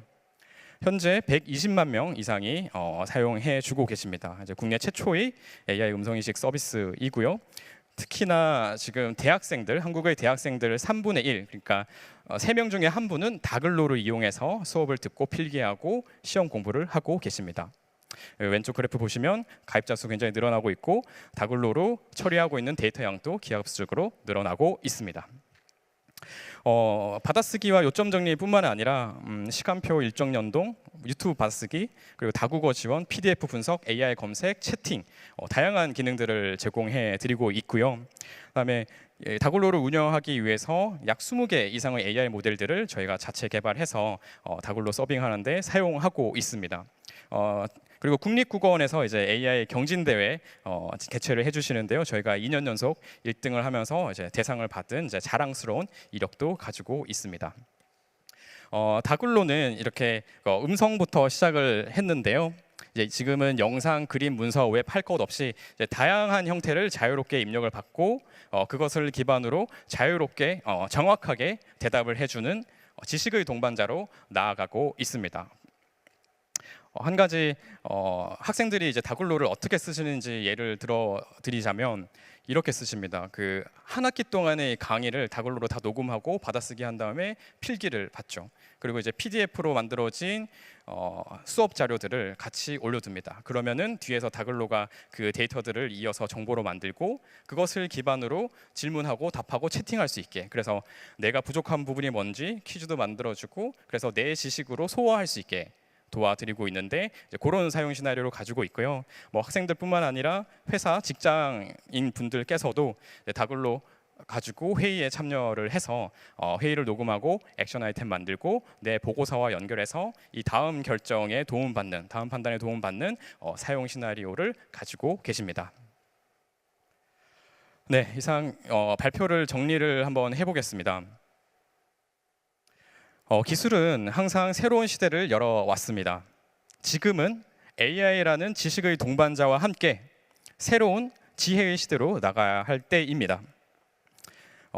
AI라는 도구를 잘 활용하면서 우리는 더 지혜롭고 현명하고 통찰력 있는 판단을 하는 역량을 길러야 한다라는 말씀 드리고 싶고요.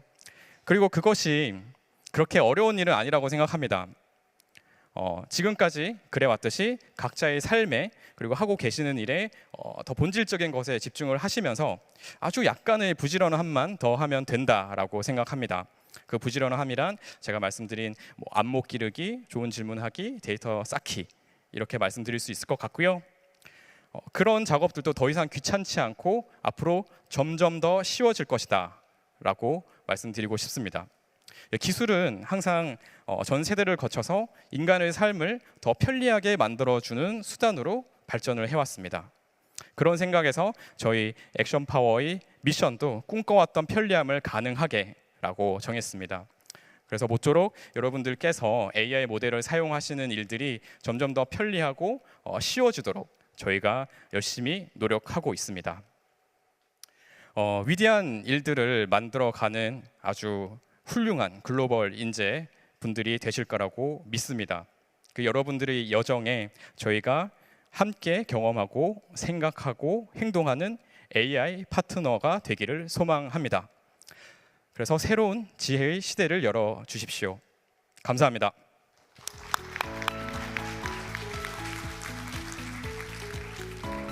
네, 감사드립니다.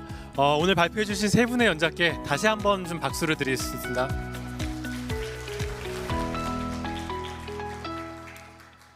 네, 지금부터는 Q&A 시간입니다. Q&A는 언제든지 온라인으로 질문하시면 되고요.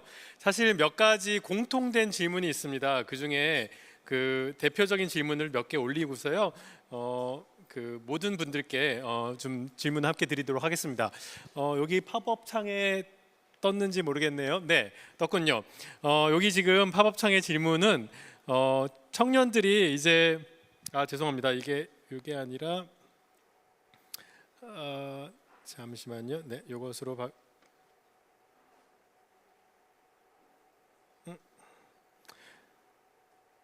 네, 예, 여기 있습니다. 네, 이거 팝업했습니다. 네, 진학을 앞둔 학생으로서 맨 밑에 보시면은 컴공의 미래에 대해서 연사님들의 의견을 듣고 싶다는 질문이 있었는데요. 사실 이게 공통된 질문과 좀 관련이 있습니다. 이 세션이 청년 세션이다 보니까요. 우리 그 자라나는 청년들 지금 우리 같이 청년이지만 저를 포함해서 그 더 아래 세대, 그러니까 20대, 10대 혹은 심지어 초등학교 다니는 학생들에게 이런 분야의 리더로서 지금 성장하셨는데 앞으로 어떤 인재가 필요하다. 그러니까 첫 번째, 초등학교 학생들에게 하고 싶은 말이 무엇인지, 그리고 세 분이 만약에 지금 고등학교를 졸업하는 그런 입장에 있다면 나는 어떤 진로를 택할 것인지, 그리고 지금 여기 질문 팝업창에 뜬 것처럼 그 대학교를 졸업하는 분들한테는 어떤 조언을 하고 싶은지 오늘 그 세 분의 연자분들께 공통된 질문을 하도록 하겠습니다. 우리 정진우 책임자님부터 대답하시죠. 네.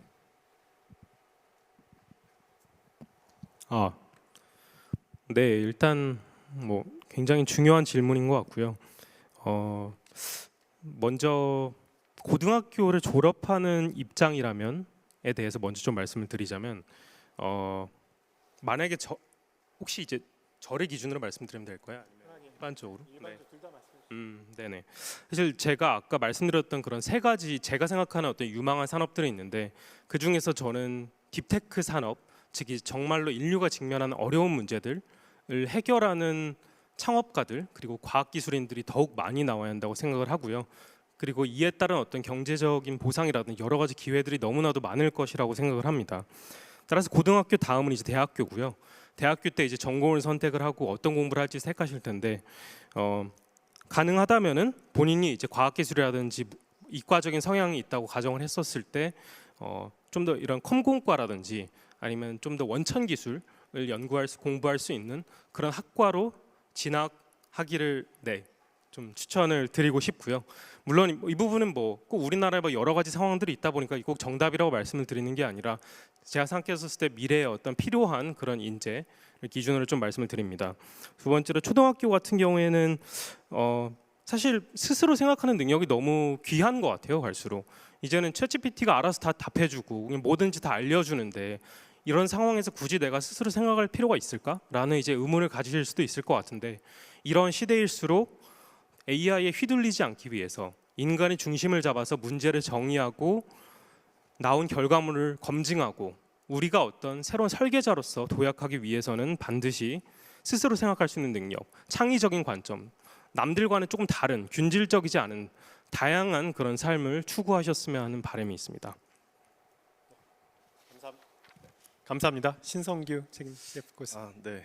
무척 어려운 질문인데요. 저는 그 유치원 다니는 딸내미를 둔 입장에서 유치원도 어떻게 해줘야 될지 사실 모르겠는데 그 초등학생들한테 어떤 질문을 해야 될지는 사실 더 어려운 것 같습니다. 하지만 이 질문을 돌이켜 보면 초등학생의 부모님들에게 어떤 얘기를 같이 할 수 있느냐라는 생각을 사실은 하게 되고 저 같은 경우는 지금 다들 얘기해 주신 것처럼 이런 AI 시대에 어떤 도구들이 무척 발달하고 좋은 서비스들이 나오고 있고 앞으로 2년 전에 챗GPT가 나오고도 이런 변화가 있듯이 우리 아이들이 컸을 때는 얼마나 많은 변화가 있을지 사실 지금 말할 수도 없을 것입니다. 그런 관점에서 돌아봤을 때 구체적으로 이렇게 해라 저렇게 해라 라기보다는 그 좋아하는 것을 잘 부모가 관찰하고 그 좋아하는 것을 보다 깊게 좋아하도록 도와주는 것이 미래 세대에게 어떤 경쟁력을 줄 수 있는 것이라고 저는 생각을 하고 그렇게 판단하는 이유는 저는 깊게 좋아하면 그 어떤 것들이 넓어지는 분들을 많이 봤기 때문입니다. 그게 어떤 분야이든 깊이 좋아하는 아이들이 넓어질 수 있으면 저는 그게 큰 힘이 될 것 같고요. 고등학교는 더 어려운 질문인 것 같기는 한데 저 같은 경우는 뭐 엔지니어도 아니고 어쨌든 뭐 그런 사람으로서는 경영학과에 진학한 것이 지금도 잘했다라는 생각을 합니다. 개인적인 관점에서는 그 이유는 제가 저 스스로 어디로 어떻게 갈지 몰랐기 때문이고요. 경영학과로 예를 들면 경영학이라는 범위에서는 뭐 요리를 하건 기업을 하건 회계법인을 가건 모든 것들이 그 범위 안에서 설명이 됐었고 가능한 어떤 만남들이 있었습니다. 그래서 고등학교를 졸업하는 입장에서는 경험을 많이 할 수 있는 어떤 큰 곳을 찾는 것이 어떤 구체적이고 너무 구체적인 것으로 한정짓지 않는 것이 좋지 않을까라는 개인적인 생각을 해보았습니다. 네, 감사합니다. 두 분이 경영학과 둘 다 졸업하셨는데 한 분은 경영학 좋다, 한 분은 그 컴공 괜찮다 이렇게 또 말씀해 주셨습니다. 그 이지화 대표님께는 사실은 이제 같은 질문이면서 동시에 좋은 질문하는 능력에 대해서 말씀하셨어요. 사실 그 제 연구 분야에 좋은 질문하는 능력도 포함되어 있는데요. 초등학교 아주 어릴 때 또 길러집니다. 그런 그 어떻게 하면 또 좋은 그 질문하는 능력도 기를 수 있을지 초등학생들에게 또 중고등학교 대학생들에게 좀 조언 좀 부탁드리겠습니다. 네, 제 생각을 말씀드려보겠습니다. 예, 앞서 그 잠깐 띄워주셨던 질문도 되게 재밌어가지고 제가 어떻게 대답을 드리면 좋을까 한번 생각해봤는데요. 제 생각은 이렇습니다. 질문은 모두가 컴공 공부를 좀 하는 게 어떠냐 이런 질문이 있었습니다. 네, 제가 아까 발표에서 말씀드린 것처럼 그 컴공 나온 사람들은 이런 컴공 기술들을 다른 컴공을 공부하지 않은 다른 모든 일반 사람들이 더 쉽고 편리하게 아무 생각 없이 쓸 수 있게 만들어주는 노력을 하는 사람이다라고 생각을 합니다. 그러니까 사실 컴공 공부를 하지 않더라도 이런 도구로서 굉장히 쉽게 쓸 수 있는 세상이 점점 더 만들어지고 그걸 위해서 이제 저같이 컴공 전공한 사람들이 열심히 노력하고 있다. 그래서 점점 더 그런 세상이 펼쳐질 것이다 라고 생각을 하고 있고요. 그래서 큰 걱정 없이 AI를 잘 도구로서 쓰실 수 있을 것이다. 뭐 마치 워드나 엑셀 한글 쓰시듯이 뭐 그 정도로 그냥 쉽게 사용하실 수 있을 것이다. 이제 그렇게 만들어 드리겠다 이런 말씀을 드리고 싶고요. 그리고 지금 컴공을 선택하는 것은 굉장히 좋은 일이긴 하지만 어떻게 보면 조금 유행을 따라가는 일일 수도 있습니다. 저도 컴공 나와서 AI에 관련된 일을 하고 있지만 AI에 유명한 빙하기가 몇 번 있었습니다. 이제 AI라는 것은 이제 1950년대부터 나와서 그동안 이제 인기가 훅 사라지는 뭐 그런 빙하기라고 표현하는 에러들이 몇 개 있었는데요. 뭐 이 유행이 또 언제 갈지도 모르니까 이 유행에 너무 구애받지 마시고 학생분들은 조금 더 본질적인 부분에 집중을 하셨으면 좋겠다라는 말씀을 드리고 싶습니다. 그러면 이제 진로 선택하는 데 있어서 본질적인 부분은 무엇이냐? 이제 초등학교나 이제 중학교나 고등학교 이제 진로를 고민하시는 분들께 제가 드리고 싶은 말씀은 이때의 본질은 저는 그냥 자기가 잘하는 것을 고르는 게 좋겠다라고 생각합니다. 그러니까 잘하는 것을 내가 뭘 잘하지를 이제 어떻게 알 수 있느냐 또 생각을 해보면 내가 뭔가 잘하는 게 있다고 하면 주변에서 이제 가족 말고 다른 주변에서 너 이거 되게 잘하는 것 같아 혹은 야 뭐 대단하다 뭐 이렇게 이제 감탄을 많이 하시는 것 같아요. 그러면 내가 이걸 잘하는구나라고 진로로 한번 고민해 보시면 좋겠다라고 생각합니다. 그러니까 유행을 쫓기보다는 내가 잘하는 것. 그래서 저도 이 질문을 받고 생각을 해보면 어릴 때부터 좀 뭐 컴퓨터 같은 것들을 되게 좋아하고 잘한다는 얘기를 좀 들었던 것 같고 그래서 자연스럽게 이 진로를 택한 것 같고 뭐 다시 고등학교에 돌아가서 이 진로를 선택하는 고민을 한다고 하면 뭐 같은 선택을 하게 될 것 같습니다. 그리고 이제 또 말씀해 주신 것처럼 이제 질문하기라는 것을 어떻게 역량을 기를 수 있을까 또 이제 좀 생각을 해봤는데요. 이것도 또 제 개인적인 에피소드를 하나 말씀드릴 수 있을 것 같습니다. 사실 제가 이제 대학원에 있을 때 지도 교수님께서 이제 교육하시는 지론 방법이 네가 어떤 뭐 수업을 듣든 어떤 세미나를 가든 어떤 학회를 가든 거기서 질문 하나는 꼭 해라 손 들고 그래서 강제로 시키셨어요. 그래서 제가 이제 대학원 신입생일 때 어디 해외 학회 이거보다 더 큰 회의실이었던 것 같습니다. 이게 쟁쟁한 세계적인 그 석학분들을 대상으로 손 들고 일어서서 그것도 영어로 그 질문을 하나 했는데 굉장히 아무것도 모르는 사람의 그 초심자의 질문. 그래서 다들 쟤는 도대체 뭔데 손 들고 질문을 하지? 라고 생각을 하셨던 것 같아요. 근데 그때 굉장히 좀 개인적으로 좀 나는 앞으로 더 좋은 질문을 해야겠다라는 다짐도 하게 됐고 그러기 위해서 내가 좋은 질문을 하면은 어떤 걸 더 해야 되지라는 생각을 많이 하게 됐습니다. 공부를 더 많이 하게 됐고 책을 더 읽게 됐고 내가 더 설명을 잘 하기 위해서 설명도 한번 해보게 됐고 그렇습니다. 이제 그 과정 중에서 아까 정 이사님께서도 말씀을 해주셨는데 이제 글쓰기라는 능력을 또 말씀을 해주셨어요. 글쓰기도 굉장히 도움이 된다라고 생각을 하고 있습니다. 그래서 글쓰기를 또 추천드리고 싶은데 그 LLM이 나오면서 이제 GPT가 글을 워낙에 잘 쓰고 있다 보니까 이제 조금 더 시간이 지나면 어떤 사람들은 글을 굉장히 잘 쓰고 어떤 사람들은 이제 GPT의 도움을 받아서 글 쓰는 능력을 잃어가는 굳이 내가 기르지 않아도 되는 능력이 되는 이런 양극화가 심해질 것 같다라고 생각도 해보고 있는데요. 그렇게 될 경우에 그러면 뭘 잃어가는 걸까 생각을 해보면 이제 글쓰기라는 것은 사실 그냥 글을 나열하는 게 아니라 내가 어떤 것을 생각하고 있는지 좀 명확하게 생각하고 그것을 표현해보는 능력이라고 생각합니다. 그러니까 어떻게 보면 이제 생각하기랑 다 있는 것이죠. 그래서 생각을 잘하는 사람이 결국 미래에도 훌륭한 사람이 되고 훌륭한 일을 하는 사람, 리더가 되지 않을까 그렇게 생각해서 이런 글쓰기 혹은 조리 있게 말하기 이런 능력들이 이제 본질적인 것 같고 그것이 결국에는 좋은 질문하기로 이어질 것이다라고 생각합니다. 네, 감사합니다. 저는 교육경제학자로서 사실 여기에 계신 분들과 같은 사람들이 어떻게 만들어지는가에 대한 연구도 하고 있습니다. 최근에 미국의 아주 유명한 학자들이 좋은 논문을 하나 썼습니다. 어떤 사람들이 이노베이션을 만들고 어떤 사람들이 이분들과 같은 사람들이 될까? 어땠을 것 같으세요? 두 자로 요약할 수 있습니다. 똑똑한 문제야. 한번 따라 해볼까요? 똑똑한 문제야. 어릴 때 똑똑하고 IQ 높고 이렇게 굉장히 똑똑해 보이시잖아요, 그렇죠? 그런데 동시에 하나지 또 특징은 문제합니다. 그러니까 소위 룰 브레이커. 막 선생님들이 이런 지시하라면 안 따르고 그리고 리스크 테이킹 하려는 경향이 있고 뭔가 문제를 일으키는 듯한 사회의 부정 같은 느낌에 있는 사람들이 똑똑하고 자존감도 높으면은 이렇게 창업자가 될 수 있는 확률이 압도적으로 높아진다라는 연구 결과가 있습니다. 우리나라 어떻게 하고 있나요? 똑똑한 건 되게 좋아하는데 문제하면은 짓밟죠. 그래서 우리는 이런 것들도 개선하는 우리 첫 번째 발표해 주신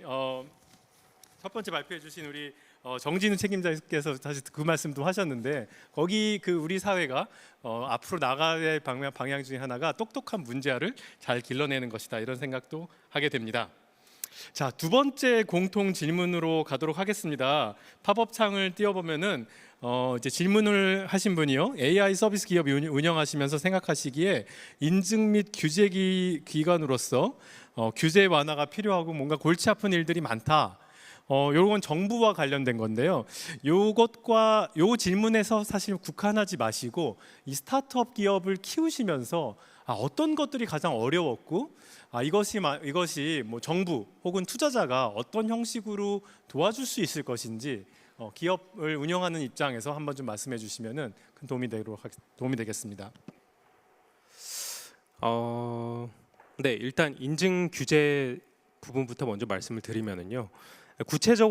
조금 더 거시적으로 봤었을 때 초거대 모델 내지는 AI에 대한 법안이 아직 좀 국회를 통과를 못하고 있습니다. 따라서 구체적인 어떤 인증 내지는 규제가 현재로서 존재하지는 않는 거죠.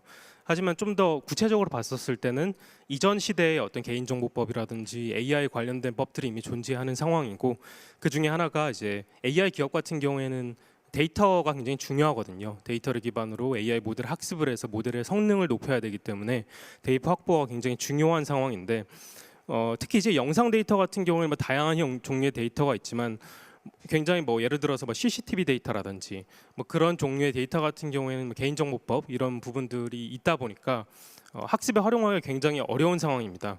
이게 꼭 어떻게 보면 잘못되었다, CCTV는 무조건 그냥 자유롭게 쓸 수 있어야 되다 이런 것들은 아니긴 한데요.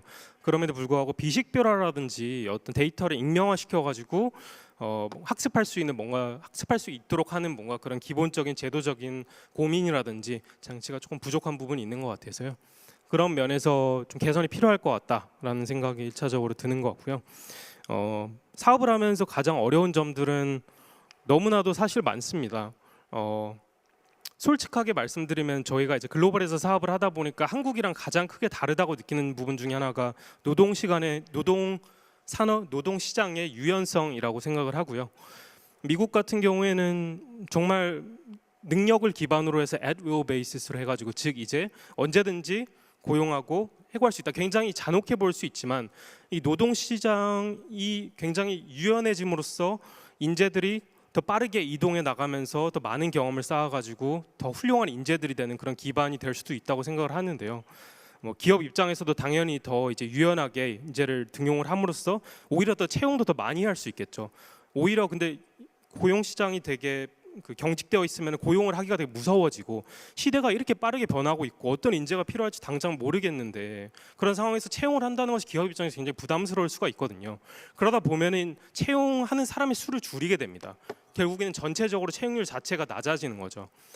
따라서 저는 노동시장의 유연화가 근본적으로 좀 정부 차원에서 이루어지는 것이 현재 시점에 급변하고 있는 산업 현장을 봤었을 때 가장 중요하지 않을까라는 생각이 듭니다. 네, 노동시장 유연화와 함께 또 오늘 또 질문에 주 52시간제로 이게 개발이 이게 지금 되겠느냐 이런 질문도 같이 나왔습니다. 그런 거까지 다 포함해서 좀 대답해 주시면 감사드리겠습니다. 네, 규제에 대해서는 저희 반도체 분야는 약간 좀 결이 다른 답변을 드릴 수도 사실 있습니다. 반도체를 규제하지는 않습니다, 우리나라에서. 반도체는 대표적인 지능 사업 중에 사실 산업 중에 하나이죠. 오히려 글로벌하게 펼쳐놓고 봤을 때 각국이 자국의 어떤 기술이나 안보를 보호하기 위해서 어떤 자국 보호적인 성격에서 저희 같은 팀들이 글로벌로 나아가는 것들이 걸림돌을 만들어내곤 합니다. 그래서 이런 부분에 있어서는 이제 글로벌 세팅에서의 규제라고 굳이 말하면 저희는 생각을 할 수가 있겠고 이런 부분은 예를 들어서 저희가 뭐 미국에 진출을 하려고 하더라도 미국 역시도 엔비디아를 중심으로 한 반도체 기업들을 더 이제 인커리지 하려는 부분들이 아무래도 있을 수밖에 없습니다. 그런 부분에 있어서 저희 리벨리온의 경우에는 매우 전략적으로 잘 판단해야 된다고 생각을 했고 그런 것들이 이제 사우디의 투자를 받고 사우디 아람코의 이제 데이터 센터나 그런 데에 저희 제품을 넣는 방식으로 이 길들을 찾고 있는 것이라고 보시면 되겠습니다. 그래서 규제 부분은 조금 달라서 그렇게 좀 답변을 드리고 싶고요. 그 사업에 있어서 가장 어려운 점은 뭐 너무나 다양한 층에서 많겠지만 결론적으로 이런 딥테크들은 고객을 만나는 점 그리고 시장과 수요가 충분히 생기는 것 이것이 본질적으로 가장 어려운 점이라고 생각을 합니다. 이 부분은 이 시장이 그러니까 생성형 AI니 뭐니 수많은 하입이 돼서 지금 이렇게 많이들 우리가 얘기를 하고 있지만 의미 있는 시장이 되고 고객들이 그 서비스들을 돈을 주고 쓰면서 저희 함께 나와 있는 이런 팀들이 정말 돈을 잘 버는 회사가 되는 그 단계가 되는 것이 결론적으로는 중요할 것 같고 저희 역시도 그렇게 돼야지 계속적으로 양질의 고객을 맞이할 수 있거든요. 근데 그 시기가 생각한 때에 오지는 않는 것이 특징인 것 같고 거기까지 갈 수 있도록 개별 기업도 노력을 해야겠고 반도체 같은 경우도 특히 이제 국가적으로 좀 장기적인 안목에서의 도움이 많이 필요합니다. 마지막으로 근무 시간에 대한 부분은 참 어려운 주제라는 생각을 하게 됩니다. 하지만 저희가 생각할 때는 이제 뭐 주 52시간이라는 그런 우리나라의 어떤 틀이 주는 여러 가지 좀 답답함이나 어려움들을 개별 기업이 가질 수 있기는 하지만 어쨌든 주어진 시간에서 어떤 개발자 또는 그 구성원들이 업무에 몰입할 수 있는 환경을 만들어주는 것만으로도 경쟁력을 이끌어낼 수 있는 데는 충분히 가능한 부분이라고 저는 생각을 합니다. 네. 감사합니다. 마지막으로 이지화 대표님. 네. 그 앞서서 답변을 잘 해주셔가지고 그 규제와 법률에 관한 부분들은 그런 것들이 있습니다. 그 데이터 학습에 대한 얘기가 있고 저는 또 한 가지 더 말씀드리고 싶은 것은 이제 저작권법에 대한 굉장히 이제 첨예한 이슈들이 있는데 이제 그런 거 말씀을 한번 드려보겠습니다. 그 데이터를 학습하는데 활용하는 것. 사실 이제 개인 정보나 이제 비식별화 얘기도 해주셨지만 이제 개인 입장에서는 굉장히 이제 안 하고 싶은 제공하지 않고 싶은 그런 이슈이기도 하고 조심히 다뤄야 하는 문제가 맞습니다. 근데 지금 뭐 다들 그거에 동의해서 다들 그렇게 가면 좋겠지만 나라별로 정책이 조금씩 다르기도 합니다. 이를테면 옆에 있는 이웃 나라들은 AI를 학습시키는데 규제가 없다거나 그래서 그냥 다 학습을 시켜버려라 해가지고 뭐 선진 그 1위 기업이 되는 기술력 1위 기업이 되는 그런 케이스들이 있습니다. 또 하나는 그 AI 허브라고 그 우리 정부 돈 그 세금을 써서 만든 이제 데이터 허브가 있습니다. 우리나라 스타트업들을 도와드리기 위해서 한국어 데이터들을 열심히 이제 레이블링 해가지고 세금으로 만들어 놓은 그런 데이터 허브인데요.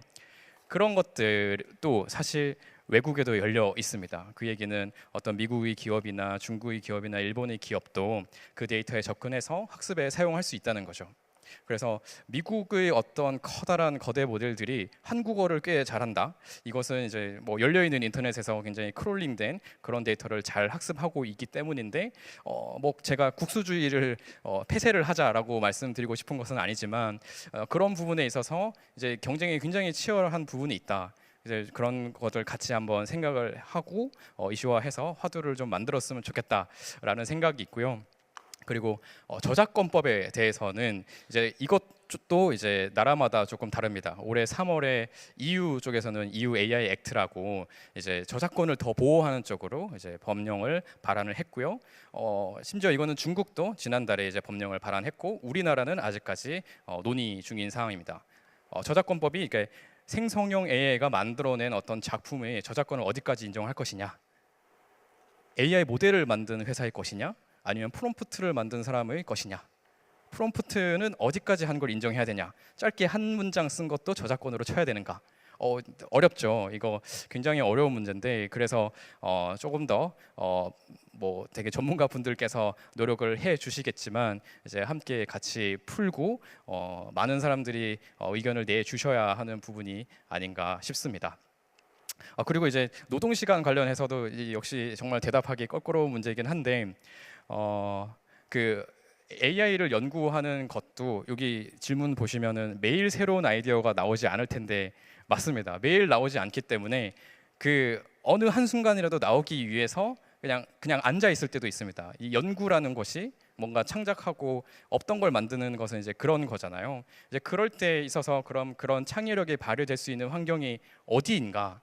뭐 누군가한테는 집일 수도 있고 누군가한테는 사무실 공간일 수도 있고 뭐 어떤 카페일 수도 있고 굉장히 다양할 수 있을 것 같은데, 뭐 바라건대는 그런 다양성이 존중되는 그런 사회를 만들었으면 좋겠고, 그 사회를 만드는 작업에 말씀드린 것처럼 AI라는 도구들이 잘 활용될 수 있으면 좋겠다. 아까 자동화나 뭐 이런 것들, 뭐 업무 자동화, 뭐 RPA 이런 것들도 잘 말씀을 해주셨는데, 결국에는 이제 컴퓨터한테 AI한테 일을 더 시키고 그 시간 동안 나는 더 게을러져야지, 더 놀아야지, 아주 한 번의 창의적인 생각을 한 달에 한 번만 딱 하고 나머지는 컴퓨터가 다 하게 만들어야지, 이런 세상이 올 수도 있다고 생각하고, 그런 세상을 만드는데 조금이라도 일조를 하고 싶습니다.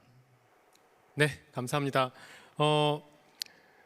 굉장히 많은 분들이 이니퀄리티, 부익부 빈익빈과 관련된 질문을 하셨습니다. 한 5개의 질문이 사실 좀 비슷한 질문이 있었는데요. 첫 번째, 제가 조금 일레이버를 해보겠습니다. AI가 청년 시대에도 확실한 기회이자 위기인데요. 이게 맨 밑에 보시면은 세 번째 줄에 보면 이게 부익부 빈익빈이 심화되고 또 밀레니엄 세대 이후 은둔 청년에게 기회로 다가갈 수 있는 AI가 있을지는 않겠습니까? 라는 질문도 있었고요. 또 다른 질문은요.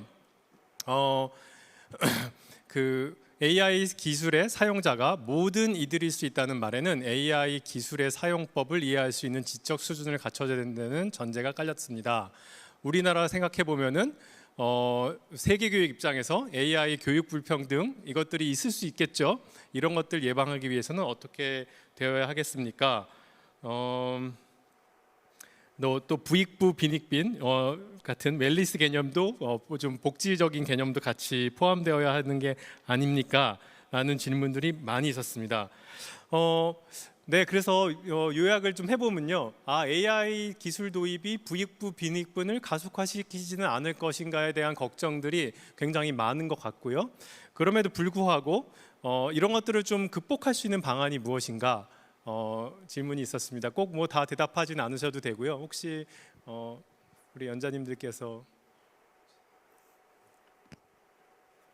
네, 일단 그 발표를 준비하면서 우리 사회가 어떤 식으로 변화해야 될까라고 그 말씀 주신 그 빈익빈 부익부, 네, 그 문제를 기반으로 해서 잠시 좀 생각을 해봤었는데요.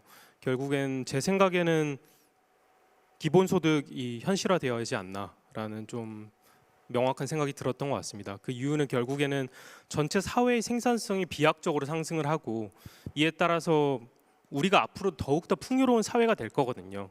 정말로 이전과는 좀 다른 형태의 그런 풍요가 있을 것 같은데 이게 자칫하면은 정말 소수의 기업, 소수의 인간들, 이 소수의 사람들에게 정말 많은 부가 조금 집중되는 이 자본주의 시스템 특성상 이런 경향이 있을 수 있을 거라고 생각이 들어서요.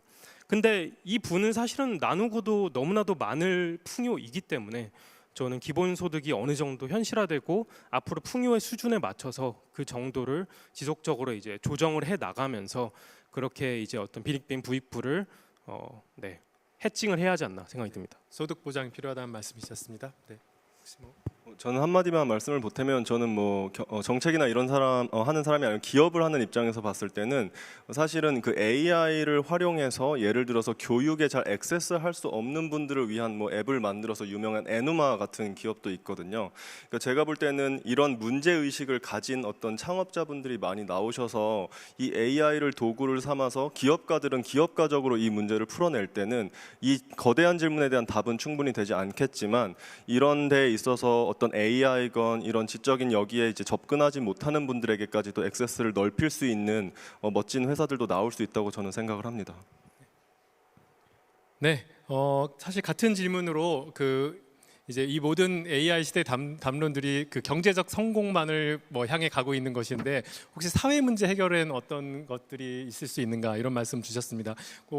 요거 뭐 저한테 온 질문이긴 하지만 네, 그래서 조금 우리 함께 발표해 주셨던 분들과 의견을 좀 같이 나눠 보면요, 우리 교육 시스템에 AI 교육도 없고 주식 투자 교육 받아보셨어요? 그 중고등학교 때, 대학교 때 은퇴 설계 받아보셨습니까?